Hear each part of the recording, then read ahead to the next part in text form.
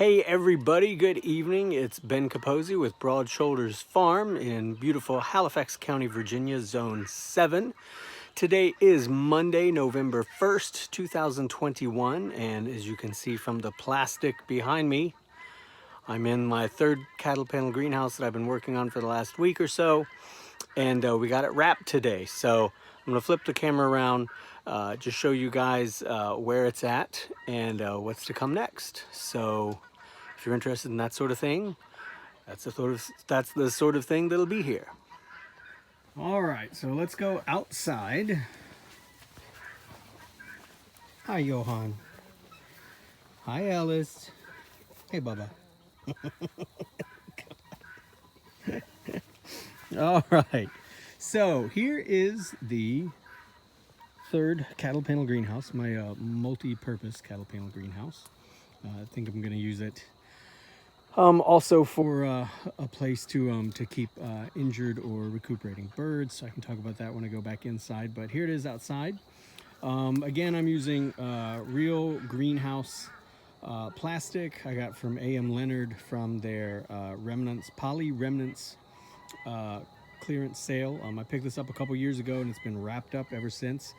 And I finally opened up the packaging today, and of course it's all fine. The reason I go with the professional grade, professional greenhouse stuff is because it will last 5 to 6 years, as opposed to if you buy like the 6 mil plastic at, say, one of the big box stores. It's cheaper, but it will last maybe a season, and that's because it doesn't have any UV protection on it. And so it will turn into these like brittle, flaky, nasty stuff that is really, really hard to get rid of. So I guess if that's all you can use, go ahead and use it, but like strip the house at the end of the season and apply new stuff onto it, I guess is what I would recommend. But I don't want to have to do that. So my very pregnant wife came over this afternoon and helped me wrap this after I got everything ready. So I appreciated that. It's hard to do this, especially when there's even the slightest breeze. You just need an extra pair of hands, and it makes a world of difference.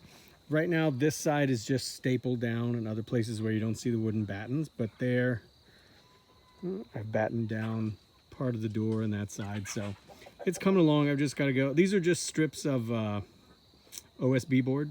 They're like, I don't know, 2 inches wide. I'm just kind of weighing it.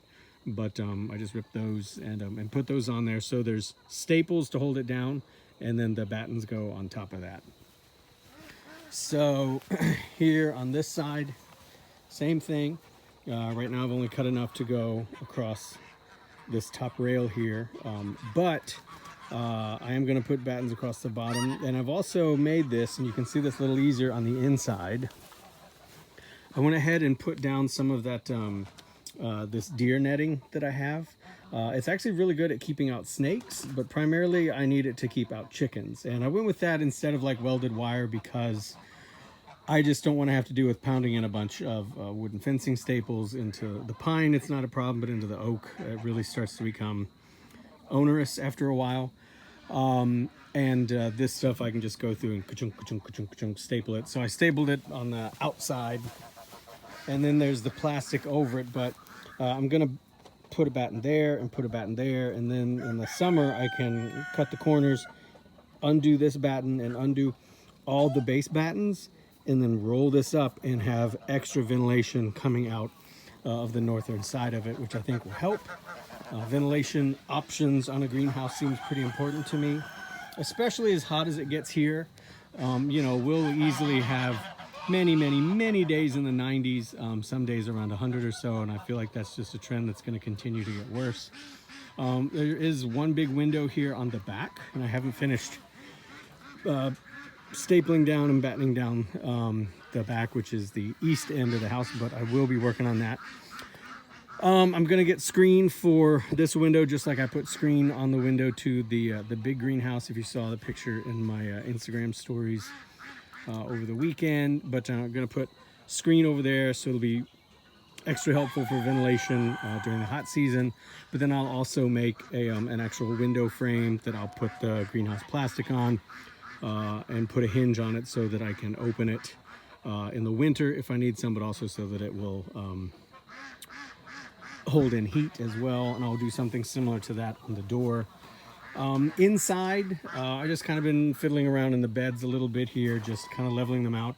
I'm trying to decide if I want to go and dig up a bunch of extra soil from somewhere and bring it in, or just plant in what I've got, excuse me, and then build up the soil over time. This is actually a great time of the year to pick up plants because most nurseries, folks who sell plants, the big box stores and local stores have extreme significant discounts on a lot of stuff. So I picked up a bunch of perennials that I want to put in here. I'm gonna do like I'd like to put medicinal perennials in here, so things like lavender and oregano and thyme and echinacea and some other perennials that are like perennial veggies that I can harvest pretty much year round. So I'm going to plant some seeds. I don't know how well they'll do this time of year, but I'm going to see what I can get started for some perennial kale, like the Homesteader's Kaleidoscopic Mix that you can get from Experimental Farm Network. But I'm going to put all these like taller perennials in the back, leaving this space up here for you know, whatever I decide I want to try. Tatsoi, spinach, certainly lettuces. I think this house is going to be quite warm over the winter.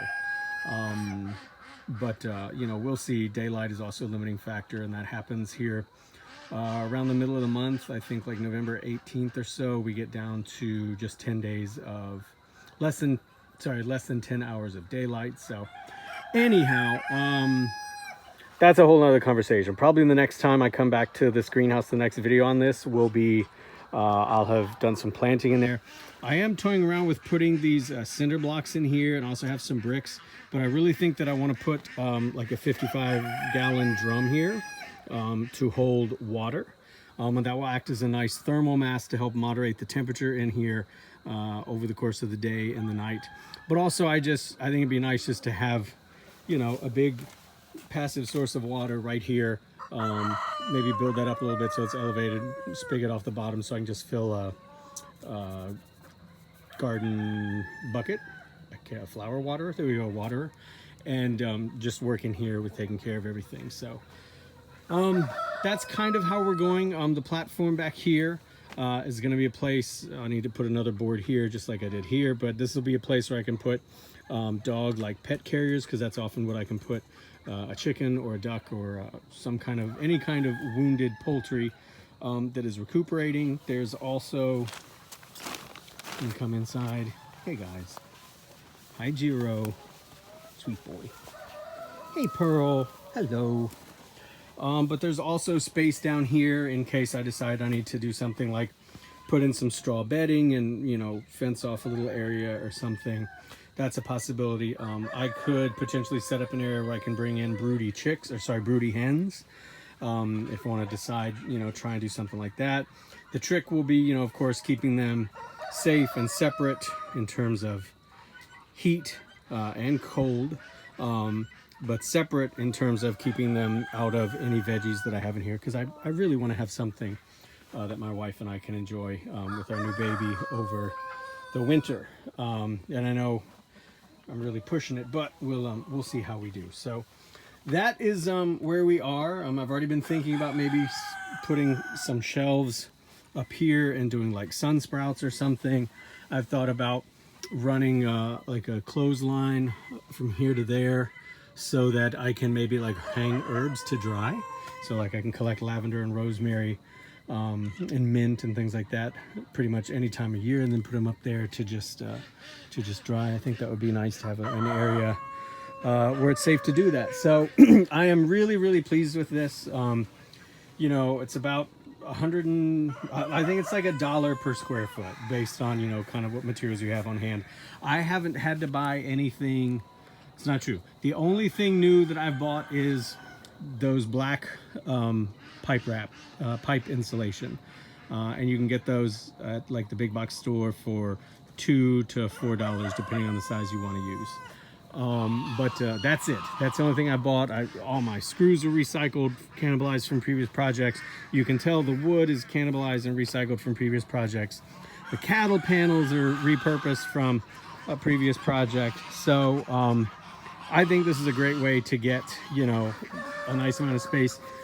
These beds are just shy, so it's 17 feet from where I'm standing to there, just shy of 17 feet. So let's subtract 3 to 4 feet. So, you know, this is like a 12-foot bed, let's say. So I've got two 12-foot beds. This one's 4 feet wide. This one's 30 inches wide. Perennials along the back.